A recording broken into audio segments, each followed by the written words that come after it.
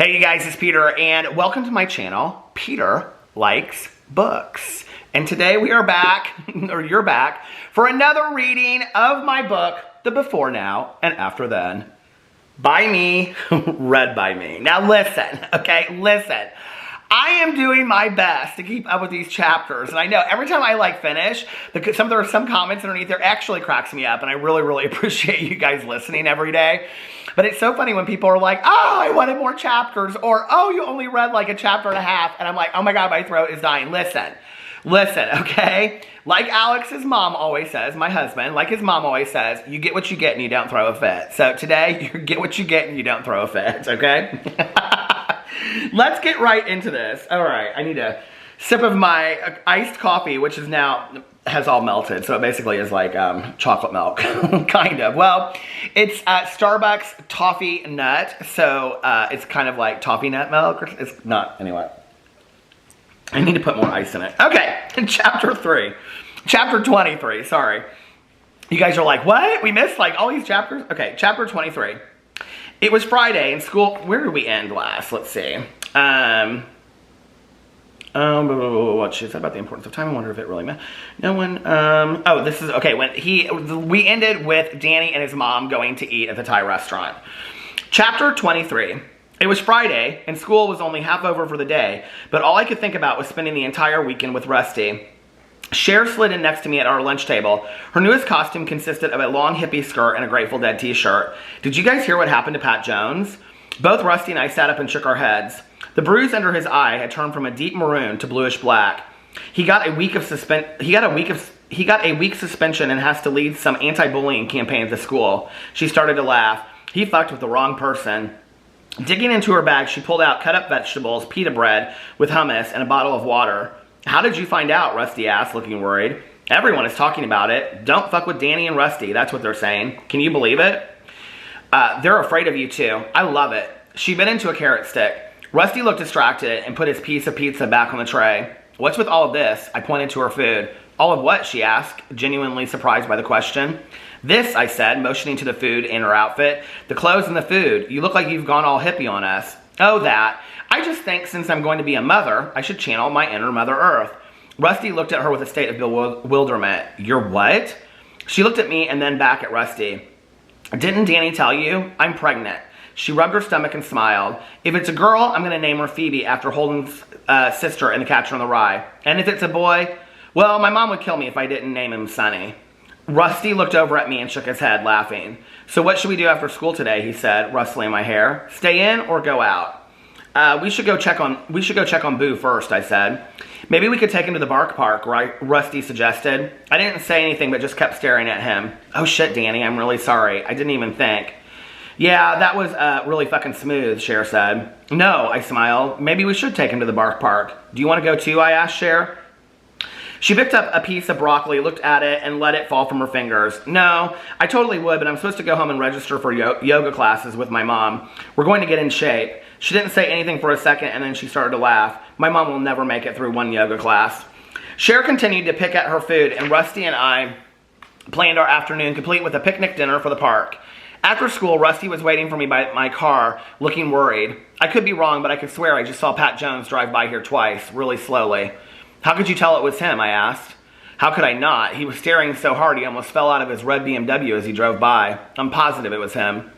I got into the car and we put the top down. Rusty threw a tape cassette in my lap. Merry Christmas, he said. What's this? The mixtape I told you I'd make you. I picked up the tape and looked at it. Written on the top in red pen was, For the Boy with the Cool Hair. I laughed. You're too good to me. Rusty reached over and kissed me and then grabbed the tape, inserting it into the player. Celia Cruz's La Negra Tien Tumbao started thumping through the speakers. Rusty started singing the words. I loved hearing him speak or sing in Spanish, and for a moment, I just sat and watched him. Every song I put on the tape is a song that reminds me of you, he said, and pulled me towards him, kissing me and running his fingers through my hair. Can I at least get a ride home? I turned and saw Cher standing right next to the driver's side door, smiling at us. You guys are so fucking cute, and kind of hot too. Now pull up the seat so I can get my pregnant ass in the back. Rusty laughed and pulled back his seat to let her in the cramped back seat. We dropped Cher off at home after listening to Nico's These Days, The Smiths' Asleep, and Bob Marley's One Love. Maybe tomorrow I'll dress as a Rastafarian, Cher said as she danced up her driveway and into her house. I pulled out into the street as the song changed to Frank Sinatra's Fly Me to the Moon, and Rusty grabbed my thigh, which had become one of my favorite things he did. John Lennon's Imagine came on just as we pulled into my driveway. We can listen to the rest of it on the way to the park, he said. After bundling Boo up in a blanket, we brought him down to the car, along with some of his toys and a tennis ball that was much too big for him to get into his mouth. When we pulled out of the driveway, the last few lines of Imagine played from the stereo. Rusty looked over at me. I can't believe I get to spend the whole weekend with you. I smiled and reached over and kissed him, almost hitting the mailbox of the car by the distraction. We both laughed when I turned into the street and headed toward the Bark Park. Do you want to get Starbucks first, I asked. Sure, but instead of taking Boo to the Bark Park, I have a special place where we can go, he said. On the way, I explained to Rusty about the Starbucks hidden menu that Sam had found online years ago. When we got there, we each decided to order Nutella Frappuccinos, and we were surprised when the barista didn't think we were strange for ordering them. Rusty told me he was taking me to a secret place. Where are we going, I asked. You'll find out when we get there. How do you know all these places in Indianapolis? You just moved here this summer. When Maya has to go to the hospital, I have hours of free time while I wait for my mom to call. I have hours of free time while I wait for my mom to call me and tell me if she needs me. She gives me her van and I drive around. I get lost and discover places. Like an adventure. He laughed. Yeah, like an adventure. I like getting lost and finding my way home. Is that where you came up with the idea for us to get lost? Yep. He looked over at me and smiled. Except I liked watching you get nervous when you had no idea where we were. I was not nervous. Okay, he said, sipping his drink. I wasn't. I said okay. After about 20 minutes of following his directions, we pulled onto the campus of Butler University. As a kid, Mom had brought me and Sam to musicals and concerts at their theater, Clues Hall. We are here, Rusty said, pointing to a parking place. When I stopped, he got out and picked up Boo with one arm, slamming the door behind him. Where are we going? Follow me. We walked across the campus and melted into the groups of students on the lawn. Most of them were studying, but others were tossing a frisbee around as the sun began to fall and the last minutes of day started to retreat into dusk. It kind of feels weird walking around here, like we're students too. Maybe we will be, he said. Have you thought about where you're going to go to college next year? It was a simple question that should have had a simple answer, but the reality was that I had always thought I would just follow Sam wherever he went to school. He was a huge Indiana University fan, and we had made plans from the time we were young to go to school and share a dorm room. Since his death, the prospect of picking a school hadn't even crossed my mind. No, I have no idea. What about you? Rusty scratched his chin with the straw of his drink. My grades are pretty good, and I got decent SAT scores, so I'm not worried about getting into state schools. I just don't know what state to pick because we're always moving. I don't think I should be that far away from my family in case my mom needs me. I followed him down a wooded walkway past a pond with a water fountain. I followed him down a wooded walkway past a pond filled. I need a sip of my coffee. I have a hard time reading out loud for a long period of time. Okay. Thank you for the break. I followed him down a wooded walkway past a pond with a water fountain slightly hidden in the woods. Trails filled with wildflowers led off in every direction. We continued past a mysterious bell tower and into a cul-de-sac which led into perfectly manicured gardens reminiscent of something I'd seen in an old English horror movie. Rusty walked out into the middle of the green lawn which was paneled by large gumdrop shrubs. It was quite possibly one of the most magical places I had ever been. Welcome to Holcomb Gardens, he said. It was beautiful and unlike the rest of the campus, completely deserted. Why isn't anyone here, I asked. Who knows, maybe I reserved it all just for us. He turned and started kissing me, Boo moving to escape between us. We laughed and Rusty set Boo on the ground and then sat down on the grass. I thought about what Rusty had said about college. Do you ever get angry at your mom for needing you so much? No, but sometimes I get pissed at my dad for leaving us because I have to be the man of the family, he said. I don't even think she realizes how much I help her out, but I can't say anything because it's not like her life is easy either. I watched him staring at Boo playing in the grass, stumbling around, unsure of his footing. But don't you think you deserve a life of your own? He laughed. Yeah, I definitely do, and I thought when I went away to college I could have that. But now the closer I get to that time, she's been telling me how nice it would be if I went to college where credits could transfer easily in case she had to move to the other side of the country. Until that moment, I hadn't thought about Rusty having to move again. That won't happen though, right? What? He asked, confused by my question. You won't have to move far away. He turned and looked at me very seriously. It might. He looked down at his shoes and kicked at the tennis ball. Boo chased after it and tried to get his teeth around it. Can we please not talk about it though? Let's just act like that's not going to happen. I nodded, knowing I didn't live in a world where you could act like horrible things weren't going to happen. In my world, horrible things collided into colossal events. The afternoon became early evening, and lightning bugs lit the air around us as if they were creating a dance just for our love song. Rusty suggested we play the question game. What's that? I asked. We go back and forth asking each other questions. I just like talking and finding out about each other better, I said, too embarrassed to admit I wasn't very good at games. I'd proven that with Cher's rendition of Instant History. If it ends up being stupid, we'll just stop, he said. I agreed, and so he asked the first question. What are 3 things I wouldn't know about you by looking at you? I sat back up and swatted at bugs near my face. That's tough. I just answer the first 3 things that enter your mind, he said. Okay. I sucked my thumb until I was 13. Rusty laughed. What? I smiled. You asked. He motioned for me to go on. I'm obsessed with notebooks. I buy them, but I don't ever write in them. Why do you buy them then? He asked, a perplexed look on his face. It's not your turn yet, I said, pausing for a moment. And I used to have a pet frog named Kermit. We found him on the beach in Michigan and brought him home. We kept him in this area protected by chicken wire in the backyard. One day I went out and he was gone. Dad said he had wanted to live free, but I think the dog ate him. Really? Rusty asked, laughing. Yeah, okay, your turn. What's my question? Same thing. Tell me 3 things I wouldn't know about you by looking at you. That's not fair. You have to come up with your own question. Okay, I said, thinking to myself. Tell me 4 things I wouldn't know about you by looking at you. You're very tricky, Danny Goldstein, he laughed. 4 things. Okay, the first thing is that when I was younger, I wanted to be a pirate. We don't really celebrate Halloween in Venezuela, but we do celebrate Carnival, and I always dressed up as a pirate. I lost my pirate hat years ago, but I looked really cute in it, he said, winking at me. Next. God, stop being so pushy. He got on his knees, leaning forward to kiss me. His mouth tasted sweet, like the Frappuccino, but also clean and fresh. His lips were incredibly smooth. He fell back onto the grass and put his hands behind his head. Okay, next. Let's see. Oh yeah, I will only brush my teeth with a blue toothbrush. I always sleep naked, and I'm obsessed with moon cycles. You always sleep naked, I asked curiously. That's the only thing you heard out of all 4? No, but I already knew about the moon cycles because you're always telling me about these halo moons which never bring any bad weather, even though you say they will. I laughed, but the pirate thing is cute. Rusty finished his drink. What do you want to do this weekend? Is that my next question? No, but I'm over that game, Rusty said, sitting up. I don't care. Well, tomorrow's our 1-week anniversary, he reminded me. I thought about that for a moment and laughed. Our 1-week anniversary, but we met at school, so it's more like our 9-day anniversary. Saturday was really our official first date, Rusty said, sure of himself. Okay, I replied. So should that be our official anniversary date? Rusty nodded and leaned over to kiss me. So what do you want to do for our anniversary? I touched his eye and he flinched. I felt responsible for his pain. I don't know. I'm not very good at planning things. He smiled. What are you good at? I thought about it and couldn't come up with anything. I don't know. Nothing, I guess. Rusty just stared at me. You always talk about all of the things you're not. Like you're not good at planning things, or you weren't as smart as Sam, or your room isn't as cool as anyone else's room. It isn't, I insisted. Why not? I don't understand why you don't make it your own. Let your personality find itself in your room.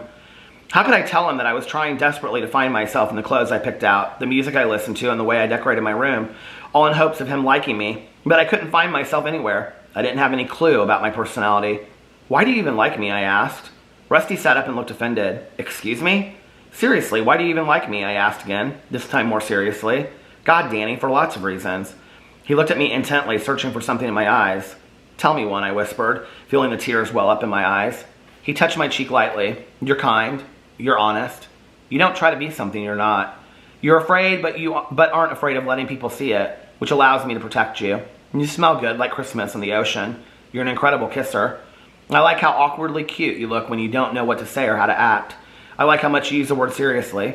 I like how your body fits perfectly next to mine. I could fall asleep in your smile and tread water for weeks in your eyes. You have the coolest hair, the coolest, curliest hair I've ever seen. He paused. And you bring out something in me, something vulnerable and raw, that no one else has ever brought out in me before. I always feel like I have to be the man and take care of everything, but with you, I just get to be the boy in love with another boy. Fresh tears streamed down my face. Rusty took my face in both of his hands and kissed me hard, the taste of the salty tears glazing our lips. He leaned back and looked at me. What about me? What about me do you like? I stared at him and thought of what would be the perfect answer. Just the hair, that's all. We both laughed, falling into each other as our tiny boo jumped on our backs and the moon began taunting us as it rose above our heads. Where am I? Whew. Time is flying. Okay, chapter 24. Let me get a sip of coffee really quick. I hope the battery makes it this far. Chapter 24. On the way back to my house, we agreed we would split the weekend and that Rusty would plan Saturday and I would plan Sunday. Since I was horrible at planning things, I had no idea what we were going to do, what we were going to do on my day, but somehow I would figure it out. Just getting to be with Rusty all weekend and having something to look forward to again gave me hope. So what are we going to do next weekend, I asked. I don't know, celebrate our second anniversary weekend, he laughed. As I drove, his mixed tape flowed from New Order's 1963 into the Pet Shop Boys' Liberation, which, by the way, I think the Pet Shop Boys song Liberation, this is just a little intro, if you go listen to it, is hands down, and listen to the words too, one of the sexiest songs I've ever heard in my entire life. Okay. The song echoed out into the warm night, and the moon hung plump over our heads like it was dangling on a stationary bungee cord. Boo slept soundly in Rusty's lap, and this time I slid my hand over his side, curling my fingers underneath the edge of his shorts, feeling the smooth hair on his leg. At a stoplight, we kissed for so long that when it turned green, we didn't even realize it until the cars behind us started to honk. Do you ever wish you could just keep driving forever? Rusty asked. Yeah, all the time. Me too, he sighed as he laid his head on my shoulder, and for a minute, I thought he seemed sad. Are you okay? I asked. Yeah, I just wish we could stay in this moment forever. It's perfect. And it was perfect. I just kept driving around for a while, letting the tape play on and on, jumping from Marvin Gaye's Let's Get It On to Cascades, It's You and Me, It's You, It's Me, and finally, Daft Punk's Something About Us. When the first side of the tape was done, I ejected it and turned it over, but there were no songs on the tape. I looked over at Rusty. You only recorded songs on one side? He smiled and pulled me in close to him. I left the second side blank so we can decide what songs belong there together. Side B can be our future. And then he kissed me. Sometimes the B side is the better side anyway, I said as I drove back to my house with Rusty on my shoulder the rest of the way. We had decided to order pizza again since we had forgotten to take a picnic to the park. I wish we could spend the night at each other's houses, Rusty said. Me too, but I'm on this kick for Mom to treat you and me like she would have treated Sam and his girlfriend Jess. And she wouldn't have let Jess stay the night, Rusty asked. My mom's liberal, but she's not stupid. Jess went on a couple weekend trips with us on our Christmas vacation to Gatlinburg. And of course, she snuck in and stayed the night when Mom and Dad didn't know about it. Rusty raised his eyebrows. Did they ever get caught? I shook my head. No, my mom's a very heavy sleeper, and in that moment we made a plan without officially making a plan. But I think it should be for a special occasion, not just every night, or Mom will catch on. Tomorrow night, Rusty asked hopefully. Definitely. We walked inside, and before we even reached the kitchen, we were surprised by the sound of loud music and people laughing. Cher and my mom were sitting on the kitchen counter, drinking cucumber water and laughing while Alex told them a story. How much longer do I have in this chapter? Oh my god, this chapter is so long. It's so long, you guys. Oh my god. Okay, we walked inside, and before we even reached the kitchen, we were surprised by the sound of loud music and people laughing. Cher and my mom were sitting on the kitchen counter, drinking cucumber water and laughing while Alex told them a story. Cher had changed out of her Grateful Dead t-shirt and hippie skirt and was now dressed in black t-shirt tucked into a pair of jean shorts. Her hair was color blonde, and she looked like she could have been Mom's taller, much younger sister. What's going on? I asked, putting Boo on the floor, where he immediately squatted and peed. Cher and Mom laughed hysterically while Rusty rushed to clean it up with a paper towel. What is so funny? Alex was just telling us stories about when you and Sam were kids, Cher said. He was telling us this one story about how your dad took you out on a shooting range, and Sam wanted to be a cowboy, but you just wanted to wear a fancy hat and be the cowgirl. My face immediately blushed as Rusty started laughing too. I'm happy everyone can laugh at my expense. I looked at Cher. I thought you were doing yoga tonight. She sighed dramatically. We were going to, but Mom got called into work and I had nothing else to do, so I had her drop me off over here. I wasn't going to stay, but your mom said I could hang out until you got home. I hadn't figured out yet how Cher decided on her changing appearances, but she looked so similar to my mom that I had to believe her most current change was in honor of her somehow. I like your hair, I said. Cher touched her platinum hair. Thanks. My mom said you're not supposed to color your hair when you're pregnant, but I found this vegan recipe online that's supposedly safe. I think it's beautiful, Alex said, making me realize by the lack of shock in his voice that Cher had already shared the news of her upcoming motherhood. We were just getting ready to figure out what we were going to do for dinner. Are you boys hungry, Mom asked. I'm starving, but I should probably call my mom and see if she cares that I stay, Rusty said. Mom smiled at him. He's so polite. I knew there was a reason I liked him instantly. Rusty called his mom, and she said he could stay as long as he was home by 1. Mom decided she was going to make a huge pot of spaghetti, and she sent Alex and Cher to the store for garlic bread and mushrooms, which sent Cher into an instant state of complete fandom as she grabbed Alex's arm.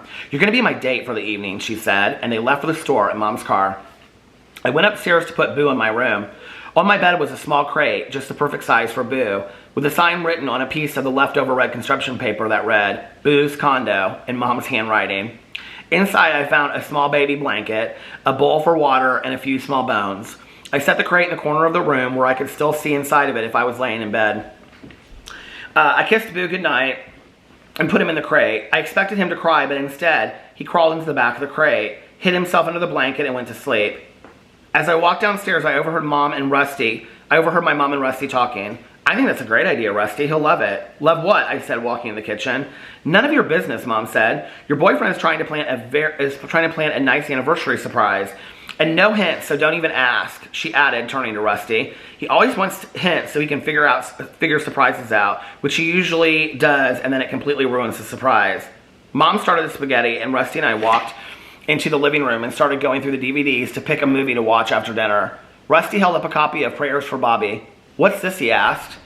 It's this gay movie my mom wanted me to watch. He picked up Beautiful Thing. I love this one, he said. I've never seen it. I've never seen any of them. They're all of my mom's gay gifts to help me come out. You sound like that pisses you off, Rusty asked, and I thought I sensed anger in his voice. I laughed. It does. I don't understand why she has to force it down my throat that she's cool with the whole thing. Rusty looked serious. Have you ever thought about how cool your parents really are? You use that word to describe them all the time, but I don't think you really believe it. Do you know how many parents don't accept their kids for being gay, and some even disown them? You could have it so much worse. I did know this happened, but I didn't actually know anyone it had happened to. Yeah, I guess, I said, feeling a little ashamed. No, Danny, this is serious. Your mom and dad don't just try to accept you. They do accept you. And you weren't even willing to watch some of these movies that your mom was nice enough to buy you. He picked up several of the other movies and stacked them into a pile. Most kids are hiding in their bedrooms watching these because they're so afraid of who they are and too afraid they won't be accepted. What kids? Don't act stupid, Rusty snapped. Are we fighting for real about movies my mom bought me, or am I missing something? I was completely confused. You just don't get it, Danny. I could see him trying to hold back tears. What is it? What don't I understand? I paused. We're talking about you, aren't we? He sat there for a minute and then looked up at me and started to cry, and for the first time since I'd known him, I saw his vulnerability. My dad. What about him? I asked, still confused. He won't talk to me. He said as long as I was gay, he didn't want anything to do with me. I didn't know what to say. Well, maybe nothing. He's an asshole. I tried forever to make it right, but there's nothing I can do. He talks to my younger brother and even my mom, but he won't even take my calls, so I just stopped trying. It hurt me to see how badly he was hurting. I'm really sorry. Don't be sorry, Danny. Be grateful you have two parents who love you so much they're willing to go out and buy these stupid movies. You have no idea how lucky you are.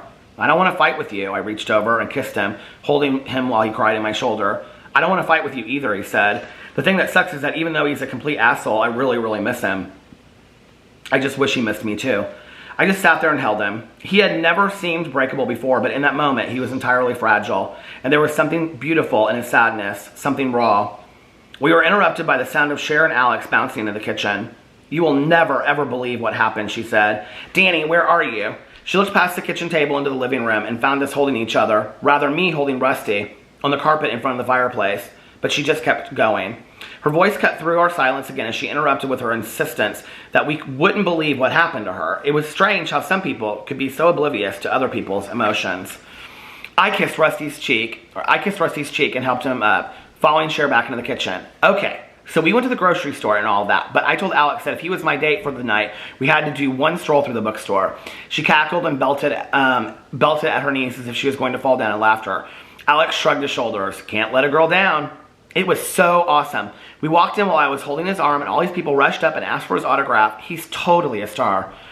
I had been witness to these outings myself, and to see the craziness of Alex's fans. I always thought it was funny how so many people loved him because of a book. He said they didn't love him because of the book, but because he gave birth to Woody and Thomas, the two main characters in his book. So then this chick asks me, who are you? And I didn't know what to say, and Alex goes, this is Cher, she's my niece. Then they wanted my picture with Alex. I could have died. She fake swooned into Alex's chest.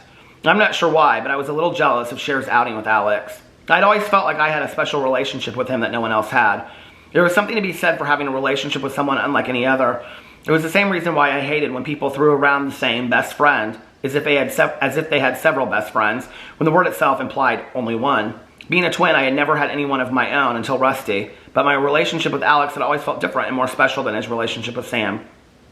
Cher's eyes lit up as she told the story in a way I had never seen them before, and I realized that there was probably enough of Alex to go around. So I just sat and listened to her stories while we waited for the garlic bread to bake. Finally, Mom told us that dinner was ready, and she led us all into the dining room where we found at least a dozen tall white candles lighting the room.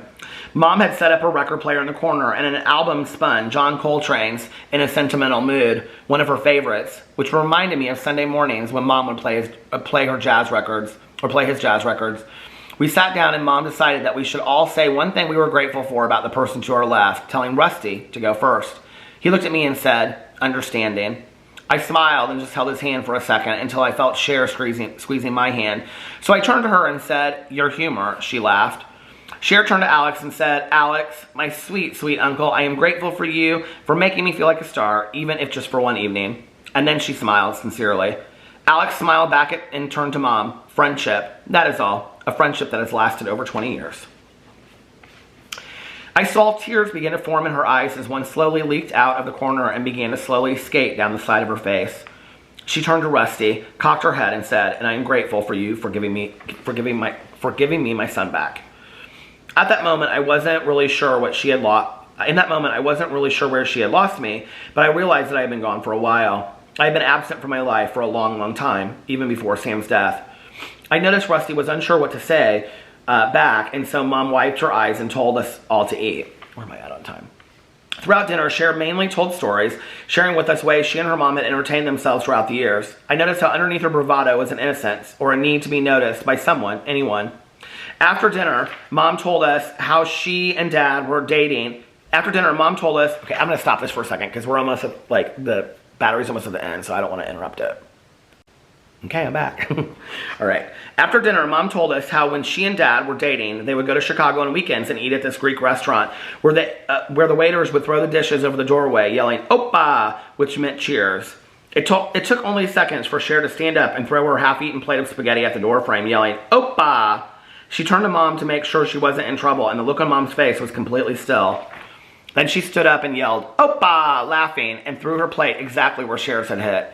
The rest of us followed suit until we were all laughing uncontrollably, and Mom led us out into the patio to wait for dessert. When she started brewing coffee, she was still laughing so hard that she looked like she was going to pee herself. It made me smile to see Mom laugh. She hadn't been this happy in a long time. I thought about what Rusty had said about my parents. I thought about how lucky I was to have a mom like her, tough, smart, brilliant, and sensitive all at the same time. Angst Alice, my mom. I walked over and hugged her from behind. Her cool hand stretched over mine as I towered above her and I whispered in her ear, I love you, Mom. Thanks for being so amazing. She turned to the side so I could see her face. She was smiling, and that was enough. While we were eating dessert, Mom asked Rusty a bunch of questions about his family. He told her about moving here from Venezuela and about his younger brother and sister. When he talked about Maya and how they had moved from city to city to find the best doctors, Mom started crying. I think there was something about it that reminded her of Sam. Do you think they'd like to come over for dinner sometime? Rusty nodded. I think they'd like that. My grandma doesn't understand much English, so she wouldn't be able to talk to you guys. I told them about my dinner at Rusty's house and how I didn't know how to eat the arepas. What were family dinners like in Venezuela, Mom asked. The same, just a lot more people. And after dinner, they played music and everyone would dance and sing. Do you salsa, Mom asked. Of course, Rusty said. You don't grow up in Venezuela and not learn to salsa. And that was when Mom got the idea that Rusty would teach all of us to salsa. She brought out her computer and had Rusty find a song that he liked. He turned to me and winked before playing La Negra Tien Tumbao. For the next hour, Mom and Alex and Cher all tried to salsa while I sat on the grass and watched them. Rusty tried to get me to dance several times, but I just shook my head and smiled. I liked watching more than I liked being part of it, and for the first time I realized that it was okay just to be an observer. Some of us were actors, and some of us were the audience. Both were important roles.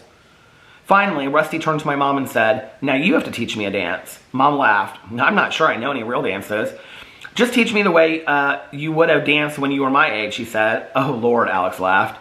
Mom played around the computer trying to find the perfect song, and the guitar chords and clapping of Billy Idol's Dancing with Myself began. She started jumping up and down. Instantly, I could see a spark of my mom at 17, and it was wonderful.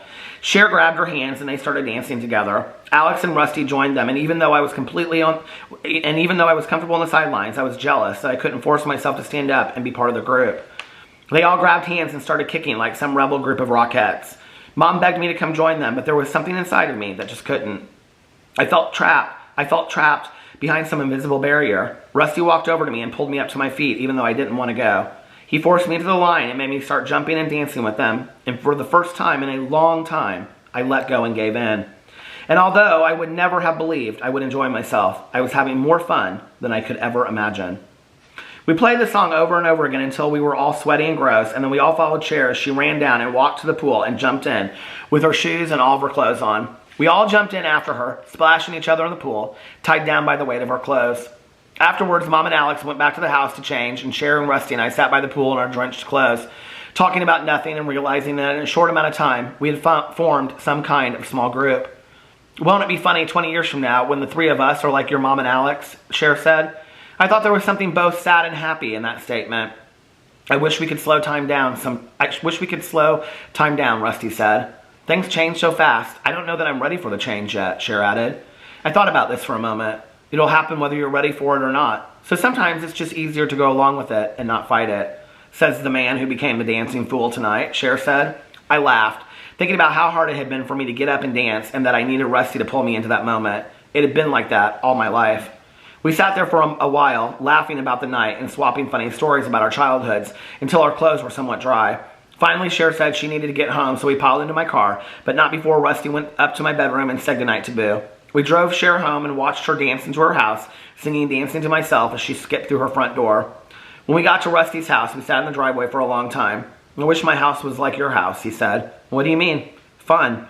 Everyone laughing all the time. My house is always so depressing and everyone is always talking about Maya's medical problems. Don't get me wrong, I love her, and no, we have to talk about that stuff, but sometimes I think it would be better if we just had a normal life where everyone talked about normal everyday things like the news or the electricity bill. My house hasn't been like that for a long time. Actually, it wasn't that way until I met you. Alex and Cher have helped a lot too. I guess you guys are like our new family. Rusty looked over at me and smiled. Still, I just like my mom to laugh sometimes, he said. He kissed me goodnight and got out of the car. Don't forget, tomorrow's my date day. I have the whole thing planned. Pick me up at noon. Gotcha, I said, and waited for him to go inside. The whole house was completely dark, and within seconds, his bedroom light flicked on. I smiled, thinking of him enveloped in that great wave as I backed out of his driveway and drove home. Chapter 25. Oh, I'm going to read one more chapter to you because it's real short. Oh my God! I was trying to say that I was going to read one more chapter because it was only a page long, and the battery died on me. So anyway, I put a new battery in, and I'm going to read one more chapter because chapter 25 is only one page. Chapter 25. That night, I had a dream about Sam, which had only happened a few times since his death. Usually he'd just be in the background, and I never really interacted with him. But this time, he was sitting with us all in the kitchen at our new house, laughing and telling stories, just like we had earlier in the evening. Dad was there too. Sam sat up with us at dinner and threw his plate above the door and yelled, "Oppa!" He danced outside with us and even allowed Rusty to take him in his arms to teach him how to salsa. But when we all started running down to the pool, I turned around and saw Sam standing behind me at the top of the hill, turning to walk back in the house. "Sam, come with us," I yelled, but he just smiled and waved, giving me the thumbs up. And then he turned and walked inside. I called after him again, but he was gone. When I woke up, I was drenched in sweat, and Boo was crying in his crate. I must have woken him up. I closed my eyes and tried to fall back asleep, but the dream was too real. Sam was gone. And tomorrow, I will go to chapter 26. We're almost done with this book. I can't believe it. Seems crazy, doesn't it? Anyway, I hope you guys are staying healthy and safe and sane, and I hope you're enjoying this, and this is helping a little bit. I love you guys, and I will see you tomorrow. Bye.